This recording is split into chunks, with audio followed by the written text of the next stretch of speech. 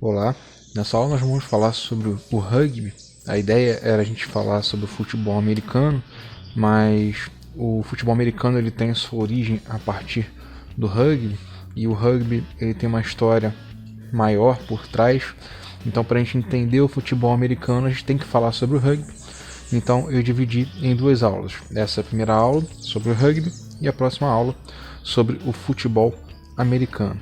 Então, nessa aula nós vamos entender a história do rugby, as suas regras e seus posicionamentos.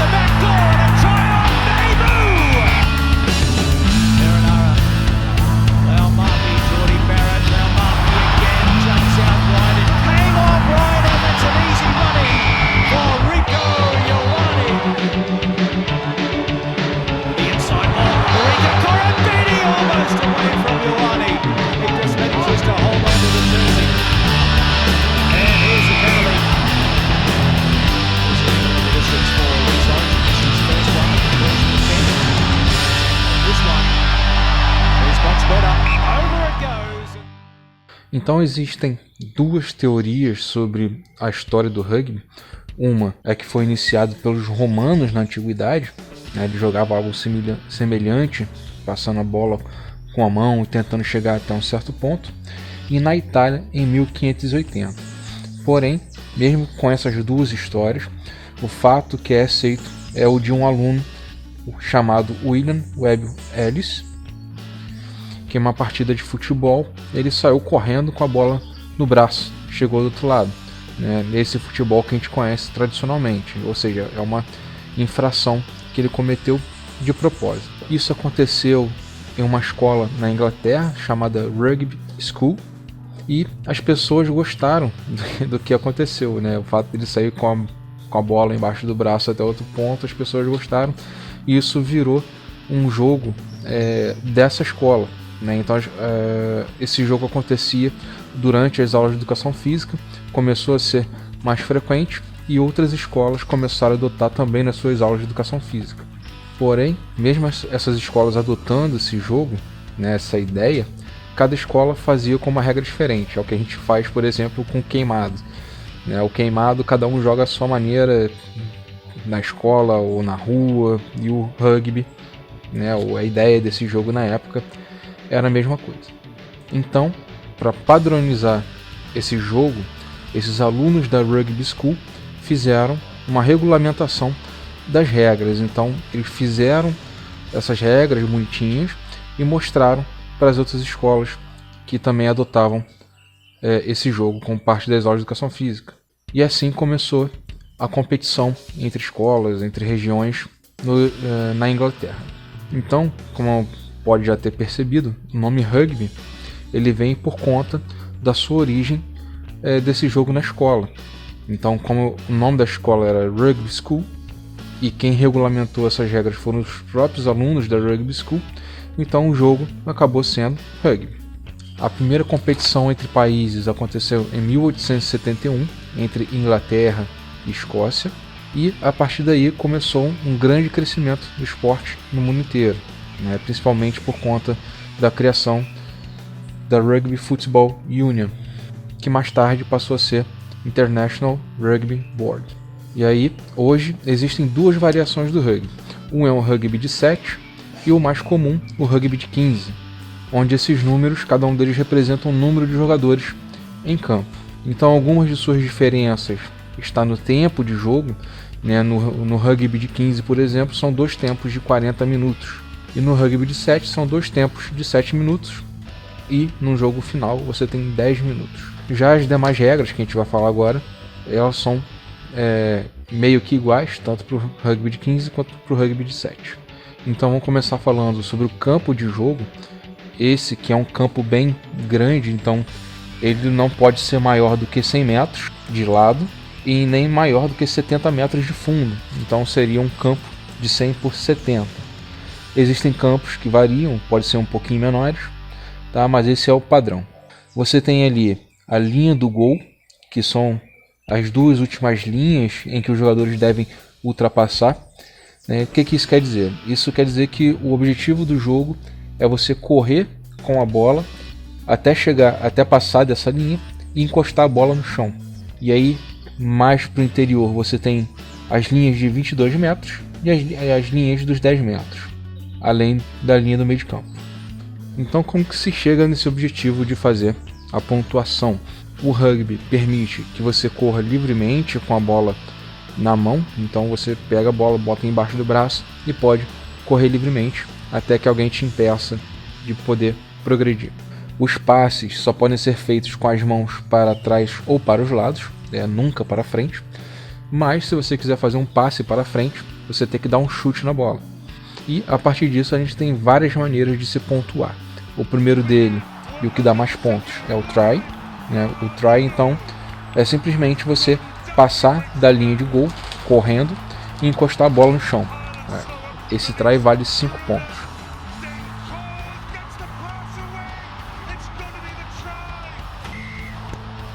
A conversão, se a sua equipe consegue fazer um try, ou seja, ele passa do meio de campo e encosta a bola no chão, você vai ter um direito a uma conversão, ou seja, um chute para o H que fica no fundo do campo. E aí a bola fica parada, perto da linha dos 22 metros, e se o jogador que conseguir chutar dentro desse H, no caso por cima, vai contabilizar mais 2 pontos. Então em um único ataque você consegue fazer até 7 pontos. A diferença entre o rugby de 15 e o rugby de 7 é que no rugby de 15, essa conversão, a bola fica em cima de um pininho, fica em cima de um apoio ali no campo. Então chutou, depois o jogador pega esse apoio e devolve para o árbitro. No rugby de 7, esse chute acontece com um drop goal. O que é o drop goal? É você soltar a bola tem que quicar no chão e a partir daí você pode dar um chute. Só que o drop goal, tanto no rugby de 7 quanto no rugby de 15, você pode fazer a qualquer momento do jogo. Então você está lá correndo, percebe que tem um espaço, solta a bola bate no chão e você tem que chutar a bola para ir para o H. Se ela entrar, são 2 pontos. E depois que você conseguir fazer um try, você tem esse direito, só que com a bola parada. No caso do rugby de 7, você parado com a bola na mão, soltando a bola quicando no chão e chutando. Enquanto isso, os jogadores da defesa estão atrás da linha que está o H. E a penalidade, que é exatamente igual à conversão, só que é depois que acontece uma falta grave. Ou seja, se o jogador recebe uma falta muito forte, esse jogador ou essa equipe tem direito a uma conversão, a uma penalidade. Então ele vai ali para a linha dos 22 metros e pode executar o chute de qualquer lugar. Tem o line out, ou o lateral, em que quando for bater, o jogador que for executar esse line out, ele não pode jogar bola para qualquer lugar, Imagina futebol de campo, por exemplo. O jogador que vai bater o lateral, ele pode jogar bola para onde ele quiser, para o jogador que ele quiser. No rugby não, ele tem que jogar essa bola em linha reta.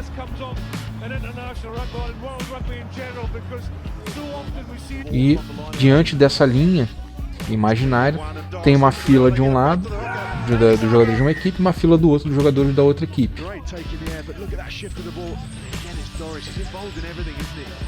E aí a equipe que pegar a bola permanece com a posse dela.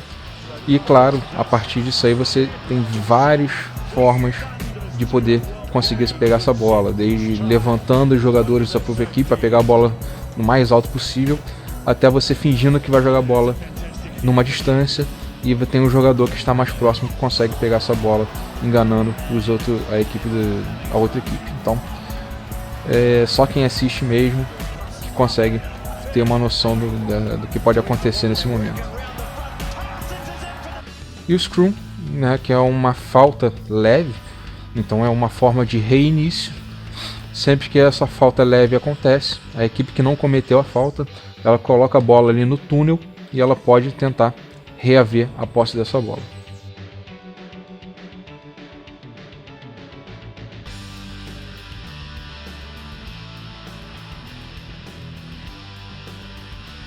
E agora vamos falar sobre os posicionamentos do rugby, elas que são muitas, tá? Mas a gente vai fazer uma forma rápida, já que eu não tenho tanta propriedade para falar com profundidade sobre os posicionamentos, mas dá para a gente conhecer um pouco sobre elas. Então, primeiramente, as posições do rugby são conhecidas a partir do número da camisa. Então, se são 15 jogadores, os jogadores vão utilizar os números de 1 a 15 e cada número dessa camisa vai representar um posicionamento. E dentro desses posicionamentos, a gente tem duas categorias, que são os forwards, que jogam à frente, e os backs, que jogam atrás. Então vamos começar falando sobre os forwards. As camisas 1 e 3 são os pilares, né? Um é o esquerdo e o outro é o direito. Eles são jogadores de frente, são pesados, né? Eles são grandes e eles garantem a posse de bola, porque eles são muito fortes. Temos o camisa 2, o hooker. Ele também faz parte da linha de frente, mas diferente dos pilares, ele também puxa a bola com o pé após o início. E ele é quem bate o lateral. E assim como os camisas 1 e 3, ele também é um jogador muito forte.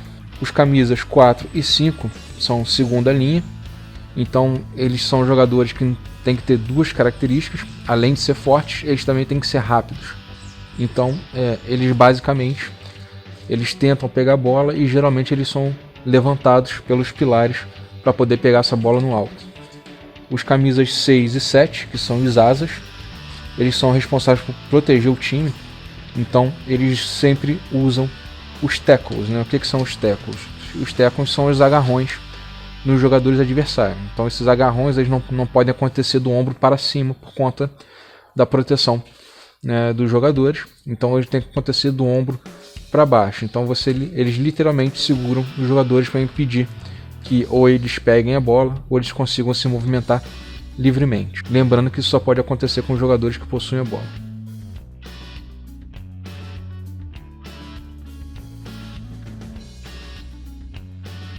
E por último, dos forwards, nós temos o oitavo. Ele é praticamente igual aos asas, também são muito fortes, mas eles ficam ali como uma segunda base, caso a segunda linha não consiga pegar a bola. E agora vamos falar sobre os backs, são os jogadores que ficam atrás, né? Então o primeiro deles é o camisa 9, que é o Scrum-Half. Esses são jogadores que organizam as jogadas. Eles são pequenos e muito rápidos, né? E têm muita habilidade. Então eles tiram as bolas do hooks e dos scrums e eles possuem um chute muito preciso. Então caso eles não consigam estar saindo ali na defesa, por exemplo, é uma possibilidade desse jogador chutar a bola para frente. Então ele ter a precisão, a capacidade de chutar, às vezes dá até a possibilidade de um ponto para a sua equipe. Temos o abertura, que é o camisa 10, e ele é o principal organizador do jogo. Então ele é responsável pela maior quantidade de pontos de um time nos chutes e conversões. Então ele basicamente é o jogador mais habilidoso. Então assim como no basquete, né, no basquete você tem uma armadura ali que decide qual vai ser a jogada, para onde o jogo vai acontecer, e a velocidade, o abertura é que faz essa função. Os camisas 11 e o 14 são os pontas, né, então eles são grandes finalizadores de jogadores do time, responsáveis por uma quantidade de tries, ou seja, eles são jogadores que correm muito, então eles conseguem pegar essa bola, driblar e conseguir manter a velocidade na corrida para poder ultrapassar a linha de gol, né? E ao ultrapassar essa linha de gol, colocar a bola no chão. Além disso, eles também são muito resistentes, então às vezes eles recebem os tackles, né, dos jogadores adversários e eles conseguem se manter em pé, ou ainda assim, mesmo que ele vá cair, consegue segurar a bola de forma equilibrada para poder ter a posse de bola. Temos as camisas 12 e 13, que são os centros. Os centros são jogadores velozes, como os pontos, mas normalmente possuem mais força, então são responsáveis por furar as linhas adversárias. Então eles são meio que uma abertura ali para poder os jogadores conseguirem passar, né? Então é como se fosse uma linha de defesa, vamos dizer assim. E por último, camisa 15, que é o fullback. Ele tem suas características de velocidade e força para poder finalizar e fazer os tries. Então eles quebram os tackles na defesa, é o último homem do campo, né, que vai fazer os tackles para poder evitar que os jogadores adversários consigam fazer o try. Então é um jogador de extrema importância.